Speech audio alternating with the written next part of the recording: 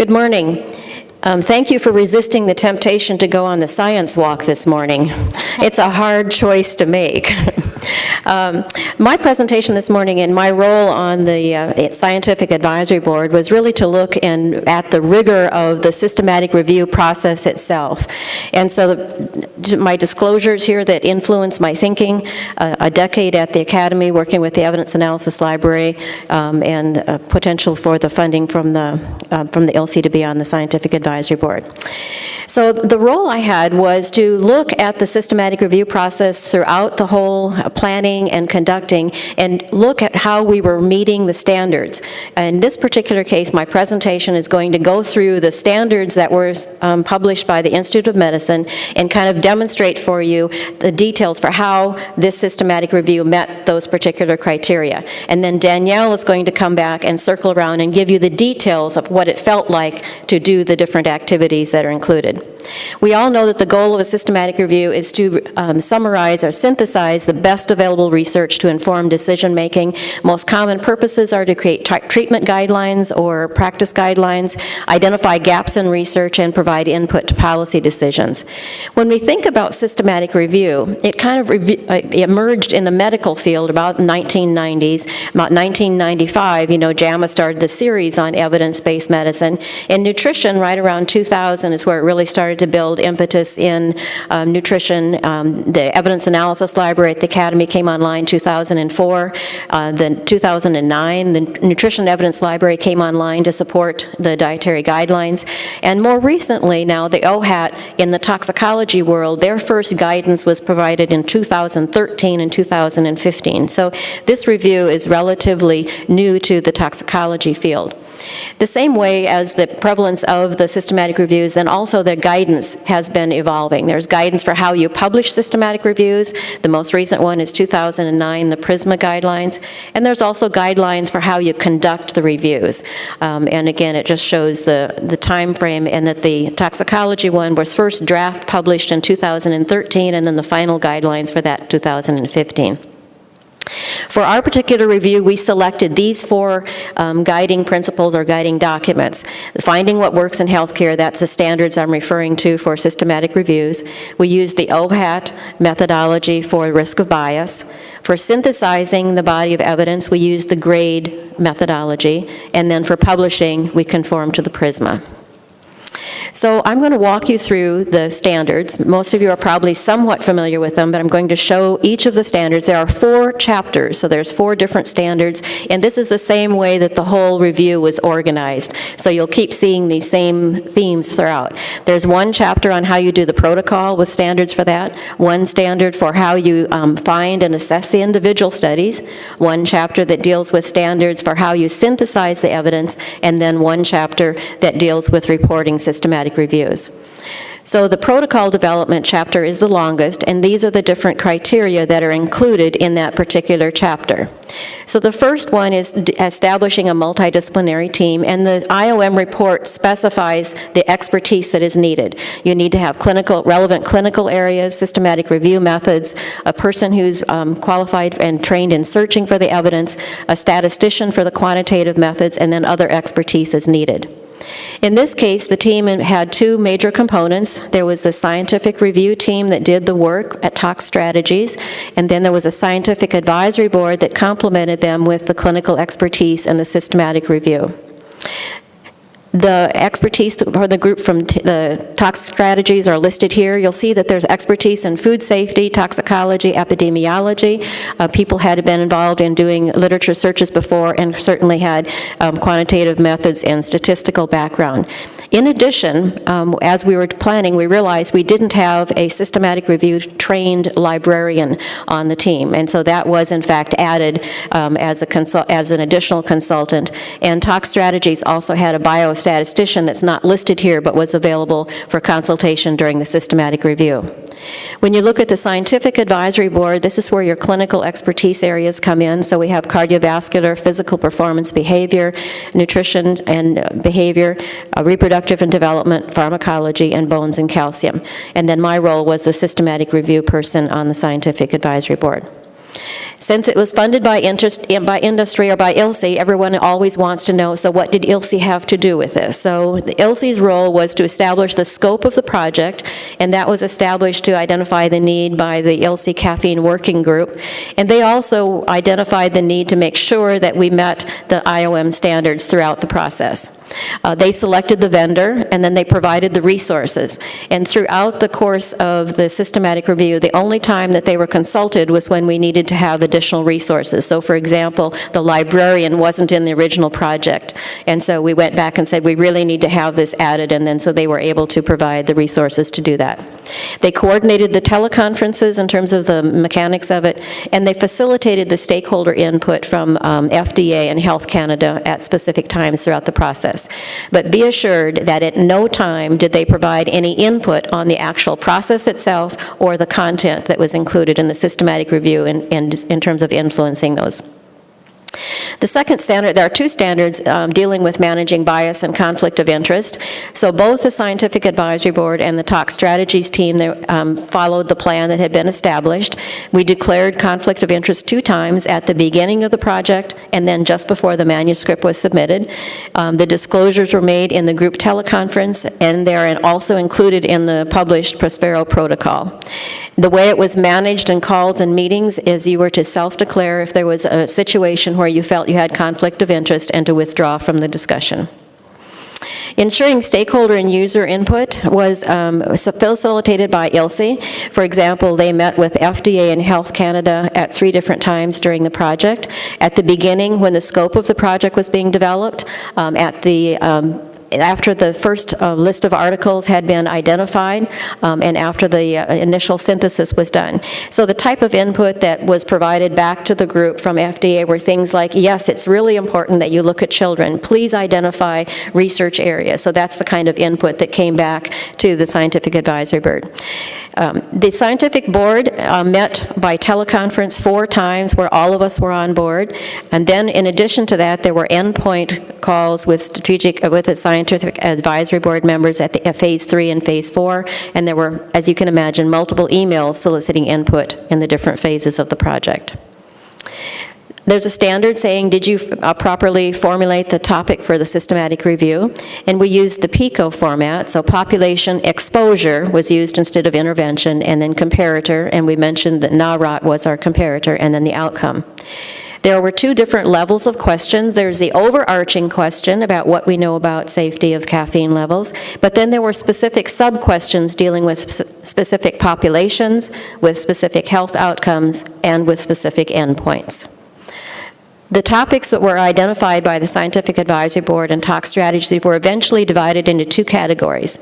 One category were the things that were included in the formal PICO questions in the systematic review, and this dealt with those 5 broad health outcome areas.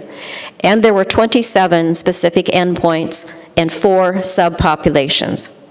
The one item that was pulled over to be included as background information, data collected but not formulated in a PICO question, was the information about pharmacokinetics. The analytical framework is shown here, and Danielle will go through and walk you through the specifics of it, but it identifies what the population was, what the comparator was, what the exposure measure was, and the major outcomes. There's a criteria about identifying what needed to be included in the systematic protocol. So all of these data elements here were to be included. The background, our colleague from FDA has told us about NAROT. That was the background, highly cited reference, but it had been a long time, and it hadn't been done using the systematic review process. Now, to show you what goes into the protocol, I pulled one of the protocols submitted to Prospero, and this is the one for reproductive and development. So I'm just going to go through and give you an idea of the level of detail that was included in the protocols. It identified the types of studies to be included. It identified the condition or domain that was being studied. It identified the participants and the population. It identified more specifically what was included as a healthy population and what was included as excluded as an unhealthy population. It talked about exposure, what kinds of measures were to be included as in the measurement of exposure to caffeine, and it talked about what things were going to be excluded, and these were specific to each protocol. So for example, this one talks about excluding studies that assessed caffeine exposure to the pregnant woman after the pregnancy. That was not included, for example. The outcome measures were identified, the primary outcome measure dealing with adverse reproductive and developmental effects, and all in the times we're collecting information on the pharmacokinetics as a secondary outcome. This is an example of the 10 endpoints that were in the reproductive and development health outcome. We also needed to identify the time point for both the exposure, which was during pregnancy, and the outcome, which was during pregnancy, at birth, or after birth. The exposure was the total daily caffeine intake, and then the comparator was pregnant women or children of women had a daily intake of the NAROT level of 300 milligrams of caffeine during pregnancy. There was a criteria dealing with the search strategy. The IOM recommends you have more than one database, and it be conducted by someone who is a systematic review trained librarian, and all those data elements are in fact included and published.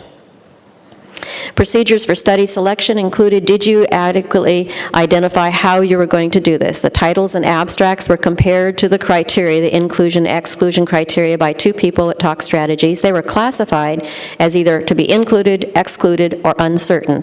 And if there was anything that was uncertain, then they were discussed by additional two people from Tox Strategies.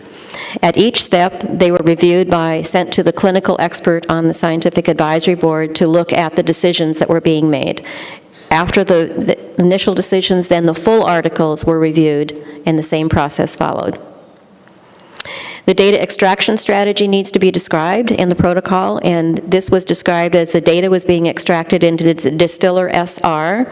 The data from there then were downloaded and provided to the scientific advisory board, and in the end, the data is all uploaded to the SDSR, the systematic review database from AHRQ, and publicly available. The data extraction strategy identified common data elements as well as endpoint-specific data. And there was a data extraction plan. They pilot tested all the forms, and the whole goal was to provide a very high level of transparency so anyone could see exactly how it was done. The process for identifying and resolving disagreements was usually conducted through email and teleconferences.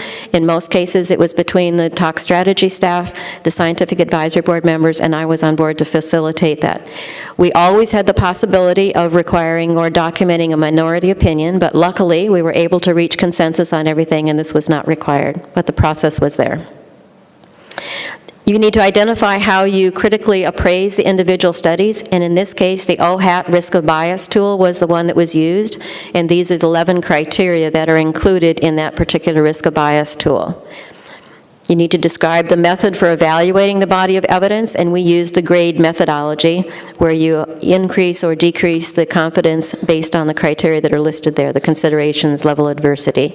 And you end up with the body of evidence being classified as either high, moderate, low, or very low.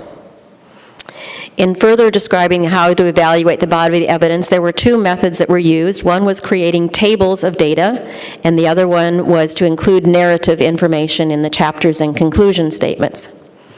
The conclusion statements are at two levels. There's one conclusion at that individual endpoint level, and then there is an overall conclusion statement at the 5 topic areas for the health outcomes. So for example, in reproductive, there were 10 individual endpoints, so there were 10 conclusion statements at that level, and then 1 for the overall reproductive. You need to describe what kind of analysis for different subgroups, and in this case, the PICO statement and analytical framework included 4 populations: healthy adults, healthy pregnant women, healthy adolescents, and healthy children.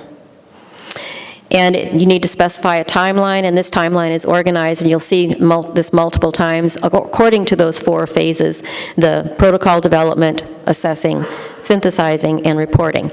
On the left-hand side, the gray arrows show where the scientific advisory board provided key input, and on the left-hand side where you have the pink and the blue, this is where the input came in from other stakeholders like FDA and Health Canada. And then finally, you need to submit your protocol for peer review, and all 5 protocols were submitted to Prospero. So there's a separate protocol for each of those 5 health outcomes that has been submitted to Prospero. The next chapter deals with how did you find and assess the individual studies, and these are the criteria that are included. You need a comprehensive systematic search for evidence, and this was completed using the protocols. It was reviewed, and there were no additional resources added or articles added. Take action to address potentially biased reporting. In this case, because there was a huge body of research, we were not able to do the IOM recommendations of searching gray literature or asking researchers to submit unpublished data, hand searching or web search, and we did limit to the English language. It was just not, there was a huge body of research. Criteria for selecting and screening the studies. The protocol was tested prior to use of it. All the responses were documented in a screening form and uploaded to Distiller SR. They were reviewed at the title and abstract level as well as the full text review. And the IOM recommends including observational research in addition to RCTs when you're addressing harms, and this was done. And then in terms of documenting the search, we mentioned that the search syntax is all uploaded as an attachment to Prospero, and the results of the screening line by line are loaded into Distiller. In addition, the manuscript includes the diagram that explains how many articles were at each step, and the SDSR has the line by line. And this is the reference, so you can go look to each of the proposals. In terms of managing the data collection, the requirement is to train and pilot test using the forms. The Distiller software was used for the data collection. The reviewers worked independently. The standard data collection form for each health outcome, for each population, and for each endpoint. It included the data that the authors had in the original research as well as data that the extractor had to compile. And there was a second level of review data were reviewed by the Scientific Advisory Board through emails and teleconferences. This gives you an example of what I mean by basic information from the author, and on the right-hand side is the customized fields, for example, that they would have had to create from the data that was in the research project, like standardizing the exposure dose. When they looked at critically appraising the study, they used what they call a heat map. It's color-coded, and across the top are those 11 criteria from the OHAT risk of bias tool, and Danielle will go through this in detail with you. In terms of standardizing how you synthesize the body of evidence, we use qualitative synthesis. In addition to forest plots, the narrative conclusion statements, and tables showing the confidence of the evidence, and then the final summary for all the endpoints. So for example, the plots were displayed using colors and symbols and sizes of symbols to represent the data ranges and the quality of each of the individual studies included. The confidence of body of evidence table included the initial confidence rating. It showed very clearly the impact of the risk of bias rating. It showed the impact of the other grade criteria, and then the final confidence rating. The overall summary table included information like the outcome, the endpoint, comparator population, the number of studies that were included in the range of the data. It showed a decision whether the comparator was either too high, acceptable, or too low. It included the level of adversity in terms of types of effect and level of confidence, and finally included the overall conclusion statement and the overall comparator conclusion. When you conduct a qualitative analysis, we also created the conclusion statements that included these components. So each conclusion statement had to identify the population, the number of studies, the spectrum of the endpoint conclusions, the level of adversity, and the outcome, or the overall level of confidence. So this is actually what it looked like. This is a conclusion statement at the endpoint level. So this is talking about recurrent miscarriage. So the items that are highlighted in yellow are the things we're talking about. There were 4 studies, moderate level of confidence, acceptable intake, recurrent miscarriages was the condition, healthy pregnant women was the population, confidence was increased by a level of indirectness and low risk of bias and reasonable consistency. When you look at a conclusion statement at the health outcome level, it also includes the number of studies. In this case, it was 58 studies. It describes the studies, how many were observational, how many were trials, health outcomes, and populations, identifies, again, at the very end, this is a moderate level of confidence. So it gives you an idea how they were constructed. There was a decision not to pursue meta-analysis. It was not necessary to answer the question that we were looking at. The data is all there, so if someone wants to go back and do meta-analysis, they would need to be done at that 27 endpoint level is how you would do the meta-analysis for that. The last criteria talked about standards for reporting. The final report recommended by IOM includes all of these components. The only two that are not yet completed is the executive summary and the summary for the lay public. It recommends a peer review of the draft report. The manuscript was submitted, and the peer review was conducted by journal reviewers. We also had review by the Scientific Advisory Board as well. And then publish in a manner that ensures free access, and the article is published, they mentioned yesterday, right? Yesterday, it's open access to everyone. The SDSR includes all the data, and then the protocols are on Prospero. So, now you know how we met all the standards. Now I'm going to turn it over to Danielle, and she will tell you what it really felt like to do the review and the challenges and then the specifics of it.